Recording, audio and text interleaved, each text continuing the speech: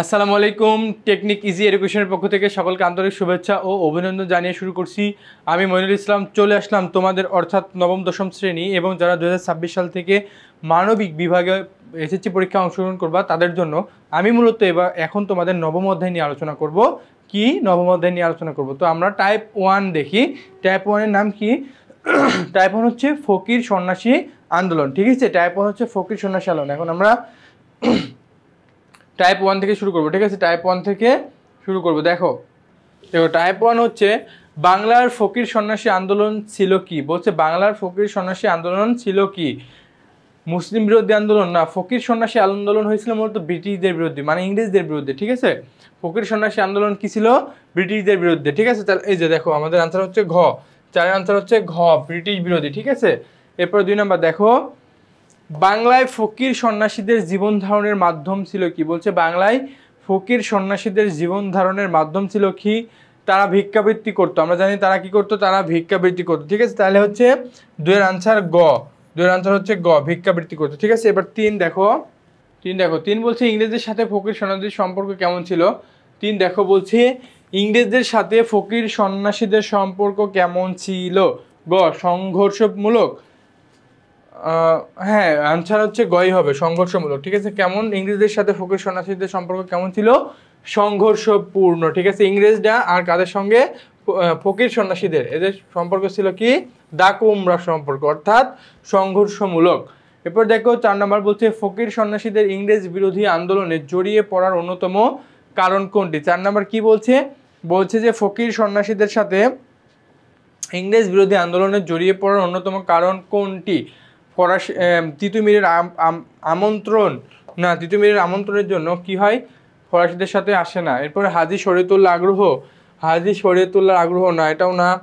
এরপর হচ্ছে ফরাসিদের প্ররোচনায়, হ্যাঁ ফরাসিদের প্ররোচনায় কি করেছিল? ফকির সন্ন্যাসী ইংরেজের বিরুদ্ধে আন্দোলন করেছিল। ঠিক আছে, ইংরেজ কর্তৃক, এটা তো হচ্ছেই না। এরপরে 5 নম্বর দেখো।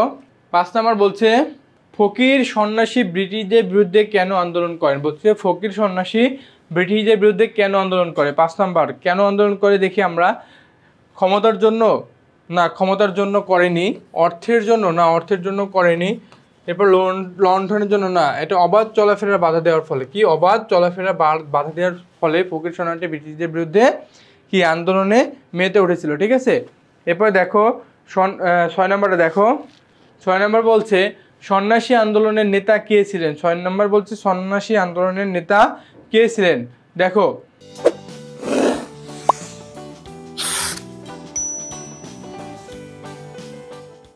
এটা হচ্ছে ছিল সন্ন্যাসী আন্দোলনের নেতা ছিলেন হচ্ছে ভবানী পাঠক। ঠিক আছে, সন্ন্যাসী আন্দোলনের নেতা কি ছিল বলতো? সন্ন্যাসী আন্দোলনের নেতা ছিল হচ্ছে ভবানী পাঠক। ঠিক আছে, সন্ন্যাসী আন্দোলনের নেতা কি ছিল? ভবানী পাঠক।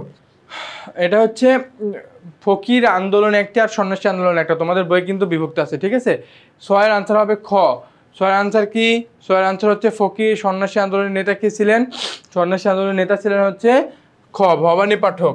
ঠিক আছে, এরপরে দেখো 7 নম্বরে দেখো বলছে ইংরেজদের সাথে ফকির সন্ন্যাসীদের সম্পর্ক কেমন ছিল? ইংরেজদের সাথে ফকির এটা কোনোদিনই যায়, এটা হচ্ছে সংঘর্ষপূর্ণ। ঠিক আছে, এটা সংঘর্ষমূলক।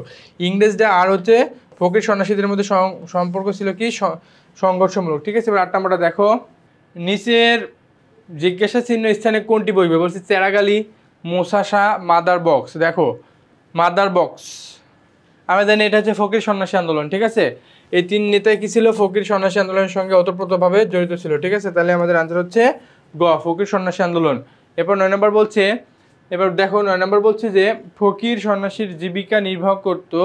ফকির সন্ন্যাসীরা জীবিকা নির্বাহ করত কিভাবে? দেখো দেখো ফকির সন্ন্যাসীরা জীবিকা নির্বাহ করতো ভিক্ষাবৃত্তির মাধ্যমে, ব্যবসার মাধ্যমে, না মুষ্টি সংগ্রহের মাধ্যমে? দেখো ভিক্ষাবৃত্তির মাধ্যমে ফকির সন্ন্যাসীরা কি জীবিকা নির্বাহ করেনি, তারা জীবিকা নির্বাহ করছে ব্যবসার মাধ্যমে আর হচ্ছে মুষ্টি সংগ্রহের মাধ্যমে। তাহলে আনসার কি?